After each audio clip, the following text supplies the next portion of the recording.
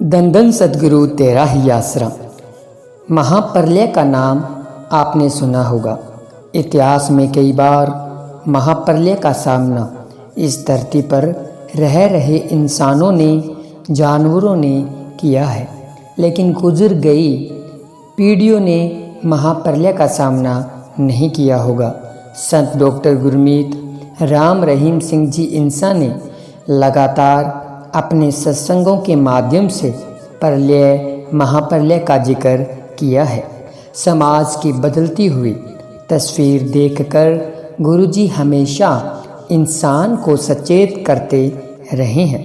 आने वाले समय को लेकर संत पीर फकीर सब जानते हुए भी भगवान के खेलों को छुपा कर रखते हैं। आज का इंसान जो अपने आप को फन्ने खा समझता है, इसे ये भी नहीं पता कि इसका यहाँ कुछ भी नहीं है। ये जिस शरीर पर, जिस धन दौलत पर, जिस रुतबे पर गुमान करता है, वो पल भर में देखते ही देखते ख़त्म हो जाएगा, मिट्टी में मिल जाएगा। और ये सब जानते हुए भी ये अनजान बना बैठा है। इसकी शैतानी सोच ने इसे ऐसे कर्म किए हैं कि आज ऐसा वक्त आ गया है, कभी भी दुनिया ख़त्म हो सकती है। चाहे वो इनके बनाए गए तबाहकारी यंत्रों से हो, चाहे वो बदलते हुए मौसम से हो, चाहे जल प्रलय आए, चाहे थल प्रलय आए। आपने देखा होगा लगातार ऐसे हालात पैदा हो रहे हैं इस दुनिया की, कोई भी इस युग को प्रलय महाप्रलय की तरफ लेकर जा रहे हैं। जो भी हालात पैदा हो रहे हैं वो साफ साफ दिखा रहे हैं कि आने वाला समय बहुत खतरनाक है। लगातार अलग अलग देशों में युद्ध चल रहे हैं और जहां इस देश में देखा जाए तो बहुत सारी ऐसी घटनाएं घट रही है जिन्हें देखकर ये ऐसा प्रतीत होता है कि आने वाला समय बहुत ही खतरनाक इंसान के लिए होने वाला है। इस धरती के हर एक जीव प्राणी के लिए होने वाला है, चाहे वो मनुष्य है, चाहे वो पशु है, पक्षी है, जीव जंतु जो भी हो, सब के लिए ये खतरनाक समय आने वाला है। क्योंकि इस इंसान ने खुद ही अपने पाँव के ऊपर कुल्हाड़ी मारी है।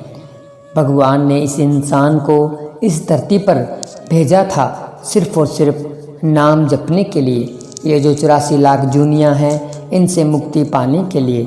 लेकिन ये इंसान यहाँ आकर 84 लाख जूनी से मुक्ति तो क्या पानी थी। जो इंसान भगवान के मार्ग पर आगे बढ़ रहे हैं, जो इंसान उस परमपिता परमात्मा को याद करते हैं, उस ईश्वर को याद करते हैं, ये अहंकारी इंसान उनके ऊपर भी जुल्म करने से बाज नहीं आ रहा। ये अहंकारी इंसान ये नहीं जानता कि इससे बड़े बड़े इस दुनिया में आए और खाली हाथ यहाँ से चले गए। कभी कभी उनके नाम के सिक्के चला करते थे और आज उनको कोई जानता भी नहीं है कि उनकी कब्रें कहाँ पर है, वो किस मिट्टी में दफन हो गए, ऐसा कोई भी नहीं जानता है। तो इतने बड़े लोग जब इस दुनिया में आकर खाली हाथ चले गए, जब इतने बड़े बड़े लोग इस दुनिया से आकर चले गए, तो इस इंसान की सोच, जो शैतानी सोच है, ये कैसे सोच सकती है कि ये सब कुछ अपने वश में कर सकता है और जो ये कर रहा है वो इसके साथ जाएगा या इससे के साथ वफा करेगा। हो ही नहीं सकता। ये सिर्फ़ और सिर्फ काल महाकाल की चाल होती है। वो इस इंसान को उलझा कर रखता है, इस इंसान को फंसा कर रखता है ताकि ये इसी में खोया रहे और इसी में खोते हुए इसकी ज़िंदगी बर्बाद हो जाए। ये इंसान उस काल महाकाल की चाल को समझ ही नहीं पाता।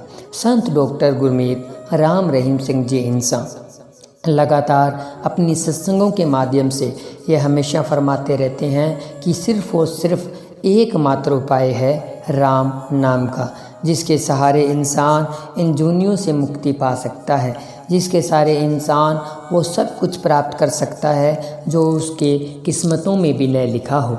जिसके सहारे इंसान अपनी हाथ की लकीरें भी बदल सकता है, जिसके सहारे इंसान अपने सारे दुख तकलीफ़ परेशानियों को उड़ा सकता है। जो अभी दुख तकलीफ़ परेशानियां चल रही है उनको भी वो ख़त्म कर सकता है, और जो आने वाले समय में उसके ऊपर दुखों का पहाड़ टूटने वाला है, चाहे वो प्रलय का रूप हो चाहे महाप्रलय का रूप हो, उसमें भी वो कमल का जो कीचड़ का कमल होता है उसकी तरह खिला रह सकता है। तो इतनी बड़ी शक्ति है राम नाम में। लेकिन आज का ये अहंकारी इंसान इस राम नाम को खुद तो क्या हासिल करेगा, खुद तो उसका क्या जाप करेगा। जो इस राम नाम के मार्ग पर चलता है, जो भगवान के मार्ग पर बताए हुए मार्ग पर चलता है, उसके ऊपर भी ये जुल्म करता है। तभी तो ये ऐसा समय आ रहा है कि इंसान अभी त्राहिमाम करने लगा है। देखने में आया होगा कि आप सभी को पता है कि जहाँ जहाँ पे पाप बढ़े हैं, क्योंकि यहाँ हिंदुस्तान में भी काफ़ी हद तक भगवान के साथ, जो भगवान के बनाए हुए नियम हैं उनके साथ खिलवाड़ किया जा रहा है। लेकिन आपने देखा होगा कि विदेशों में तो बहुत ज़्यादा मांस मीट अंडे वगैरह खाया जाता है, और काफ़ी सारे ऐसे नियम हैं जो कुदरत के नियमों के ख़िलाफ़ है। तो वहाँ पर आप सभी ने देखा होगा कि जंग चल रहे हैं, लड़ाई दंगा फसाद ऐसा सिस्टम बना रहता है। भारत में संतों महात्माओं की ये धरती है, यहाँ पे संत महात्मा ऋषि मुनि आते रहे हैं, और अभी भी इस घोर कलयुग में भी संत महात्मा ऋषि मुनि इस धरती पर हैं। तभी ये जो समय आने वाला है प्रलय महाप्रलय का, उससे कुछ समय के लिए ये इंसान बचा हुआ है। हो सकता है वो ईश्वर इस इंसान को सुधरने का मौका दे रहा हो कि अगर इसने जो पाप कर्म किए हैं, जो इसने गुनाह किए हैं, जो इसने गुल खिलाए हैं, उससे ये तौबा कर कर ईश्वर के बनाए हुए रास्ते पर वापस चलकर उस ईश्वर से माफ़ी मांगे, तौबा करे कि जो हो गया सो हो गया, आगे से मैं इनका पूरा ध्यान रखूँगा। तो हो सकता है आने वाले समय में जो महाप्रलय आएगी उससे इंसान बच सकें। बाकी आप सभी को पता है कि जिसने इस धरती पर जन्म लिया है उसने मरना भी ज़रूर है। किराए का ये मकान है शरीर, और इसको छोड़कर एक दिन जाना ही जाना है। तो इस किराए के मकान के लिए इंसान को कुदरत के साथ खिलवाड़ नहीं करनी चाहिए।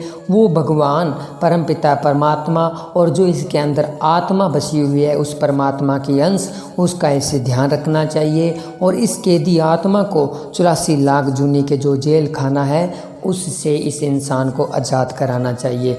जो इंसान के श्वास लिखे गए हैं, तिल घटे ना राही बढ़े, जो लिख दी करतार, जो इसके श्वास लिखे जा चुके हैं वो तो न तो कम होंगे न बढ़ेंगे। लेकिन इंसान उन श्वासों के अंदर अगर उस परम पिता परमात्मा को याद करता है तो आने वाले समय में उसकी मुक्ति हो जाती है, वो वापस परमपिता परमात्मा में मिल जाता है, और ये 84 लाख जूनी से वो हमेशा के लिए मुक्त हो जाता है। और जो इंसान अच्छे कर्म करता है, जो अच्छे कर्म करता है और बुरे कर्म करता है, जो गुरुमंत्र जिसने नहीं लिया, जिसने पूरा गुरु नहीं बनाया, लेकिन अच्छे भी इंसान हैं और बुरे भी इंसान हैं, उनके बारे में हम इस वीडियो में थोड़ा सा आप रोशनी डालना चाहेंगे कि जो इंसान अच्छे कर्म करता है और जब वो इस दुनिया को छोड़कर जाता है तो उसे रूहानी मंडलों के अंदर स्वर्ग में भेजा जाता है। स्वर्ग में जितने उसने अच्छे कर्म किए हैं उतने ही उसको सुख सुविधा मिलती है, और उसके बाद में उसको मनुष्य जन्म में भेजा जाता है। मनुष्य जन्म में उसे सुख शांति वाला जीवन मिलता है, अच्छे रुतबे वाला, अच्छे पैसों वाला, ऐसा उसको जीवन दिया जाता है। लेकिन जैसे ही वो मनुष्य जूनी ख़त्म होती है उसके बाद में वापिस 84 लाख जूनियों में जाना पड़ता है, चाहे वो कितना भी अच्छा इंसान हो, अगर उसने गुरु धारण नहीं किया तो। और जो बुरा इंसान होता है उसके साथ में उसको नरकों में भेजा जाता है, वहाँ उसको तकलीफ़ दी जाती है, और उसके बाद में उसे दुनिया में भी ऐसी जूनियों में भेज दिया जाता है जो तकलीफ़ों से, दुख तकलीफ़ परेशानियों से घिरी हो, जैसे कीड़े मकोड़े की ज़िंदगी और भी ऐसी ज़िंदगियाँ हैं जो दुख तकलीफ़ परेशानियों से जिसको इंसान को गुजारना पड़ता है। तो ऐसे भगवान के नियम बनाए हुए हैं, लेकिन ये इंसान ऐसी सोच अपने दिमाग में या नहीं देता। जब तक इस इंसान को कुछ होता नहीं, जीवित होता है, तब तक ये अपने आप को सब कुछ समझता है।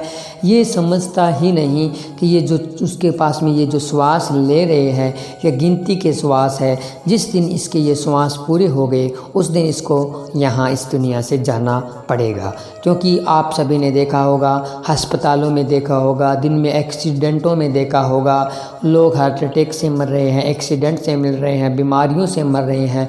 तो उनकी जैसे जैसे दुनिया ख़त्म हो रही है, जैसे जैसे उनके श्वास ख़त्म हो रहे हैं, वैसे वैसे वो इस दुनिया को छोड़कर जा रहे हैं। जैसे हम उनको देख रहे हैं जाते हुए, एक दिन वैसे ही कोई हमें भी देखेगा इस दुनिया से जाते हुए, और हमने भी इस दुनिया को छोड़कर चले जाना है। और हो सकता है वो प्रलय का रूप हो, लेकिन जिस दिन हमने इस दुनिया को छोड़ देना है, वो हमारे लिए तो प्रलय और महाप्रलय हो ही जानी है। हाँ, ऐसा ज़रूर है, आने वाले वक्त में कुछ ऐसा ज़रूर घटित होने वाला है जो अच्छा संकेत नहीं है। वो संकेत संत डॉक्टर गुरमीत राम रहीम सिंह जींसा ने अपने सत्संगों के माध्यम से स्पष्ट कर दिए हैं कि जिस तरह से मौसम का बदलाव हो रहा है, जिस तरह बिन मौसम के बारिश, बिन मौसम के सर्दी, बिन मौसम की गर्मी, ऐसा मौसम में बदलाव पहले काफ़ी सालों पहले देखा गया था, और उसका सामना फिर दुनिया को प्रलय और महाप्रलय के रूप में करना पड़ा था। तो इंसान अगर अपने बुरे विचारों को सुधार कर, अपने किए हुए गुनाहों की माफ़ी मांग कर अगर इंसान भगवान के सामने गिड़गिड़ाए, तो हो सकता है वो मालिक परमपिता परमात्मा दयालु उसे माफ़ कर दे और आने वाला समय खुशियों से उसका भर दे। बाकी जैसा आने वाले समय में होना है वो तो होकर रहेगा, डिपेंड करेगा इंसान के कर्मों के ऊपर। ये ज़रूर इंसान के कर्मों के ऊपर निर्भर करेगा कि इंसान ने कर्म कैसे किए हैं, उसी के कर्मों के अनुसार उसे आने वाले समय में सज़ा मिलेगी। तो सतगुरु प्यारे की प्यारी साध संगत जी, आप जी को ये रूहानी वीडियो कैसा लगा हमें कमेंट कर ज़रूर बताएं। हमने कोशिश की है आप सभी को रूहानियत से जोड़ने की, क्योंकि जब प्रलय और महाप्रलय का जिक्र आता है तो दुनिया ख़त्म होने का भी जिक्र आता है। उससे पहले हम यही कोशिश करते हैं कि आप ज़्यादा से ज़्यादा सेवा सिमरन करते हुए मालिक के साथ और निभा जाएं। वीडियो अच्छी लगे तो वीडियो को लाइक शेयर, चैनल को सब्सक्राइब करें, और अगर कुछ आपने सुझाव देना है तो कमेंट में सुझाव और पवित्र नारा लगाकर अपनी हाजिरी ज़रूर लगाएं। तो मिलते हैं जल्द एक और ऐसे ही रूहानी वीडियो के साथ। तब तक के लिए धन्यवाद। धन धन सतगुरु तेरा ही आसरा, धन धन सतगुरु तेरा ही आसरा।